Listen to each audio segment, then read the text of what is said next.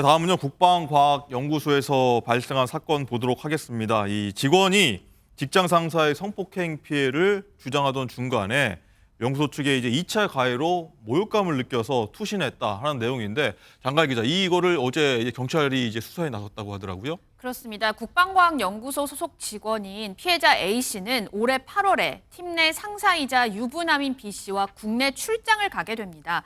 두 사람은 저녁 식사를 마치고 각자 숙소로 들어가게 됐는데요.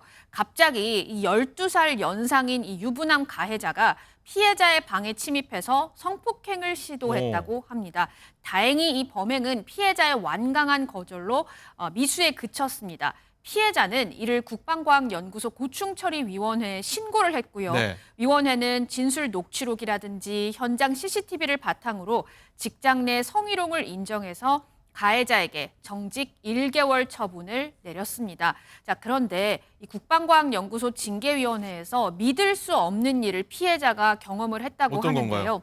징계위원들이요, 성폭력 사건 책임을 좀 피해자에게 돌리는 듯한 언급을 많이 했다고 해요. 2차 가해를 한 것 같은데 피해자 측에서 말하기로는 징계위원장이 혹시 이 피해자가 정신과 약을 먹는 것 때문에 혹시 그 당시에 좀 착란이나 망상을 겪은 건 아니에요? 라고 했고, 또 다른 사람은요, 다른 위원은 피해자가 이 가해자와 좀 각별한 사이 아니었냐, 좀 피해자가 잘못한 것 아니냐, 이렇게 좀 쏘아붙였다고 합니다. 이후 충격을 받은 이 A씨가요, 이 건물 2층에서 투신을 하는 일이 벌어졌습니다. 야, 이건 변호사님, 이런 성폭행 사건 같은 경우는 피해자를 일단 우선적으로 보호해야 되는데 거꾸로 역으로 비꼬듯이 얘기했던 것 같은데, 일단 뛰어내렸다고 하는데, 투신했다고 하는데 상태 어떻습니까?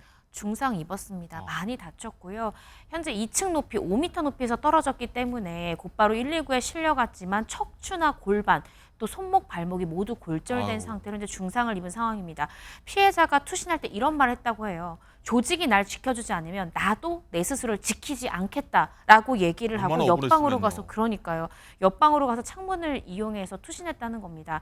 그런데 이런 성범죄, 특히나 직장 내에서 발생한 성범죄 같은 경우에는 사실 피해자 입장에서 가해자를 계속 마주쳐야 된다는 이런 심리적 부담감도 있지만, 이 사건이 공론화됐을 때 이렇게 조직이, 회사가 나를 지켜주지 않으면 피해자는 심각한 트라우마에 시달립니다. 그래서 이번 사건이 그러한 피해자가 얼마나 힘든 심경을 느낄 수 있는지 여실히 좀 볼 수 있는 사건이지 않을까 싶습니다. 네, 어쨌든 피해자가 뭐 2차 가해를 했다고 하는 이 사람들을 좀 고소했다고 하고 경찰도 조사에 착수했다고 하는데, 자, 국방과학연구소에서 나온 입장 없습니까? 장갈 기자? 징계위원회 심의 과정에서 발생한 일에 대해서 깊이 유감을 표한다면서 이 피해 여성 회복과 보호에 최선을 다하고 경찰 조사에 적극 협조하겠다, 이렇게 언급을 했습니다. 그런데 제가 좀 이해가 안 되는 건 여기 징계위원회가 내부 직원 2명이 있고 외부 변호사 2명, 노무사 1명, 이렇게 5명으로 구성이 되어 있었는데 어떻게 이런 2차 가해성의 언급을 할 때 아무도 제지하지 않았는지, 그 점이 굉장히 의심스럽습니다. 그렇군요. 명명백백하게 좀 밝혀져야 될 부분이 아닌가 싶기도 하고요.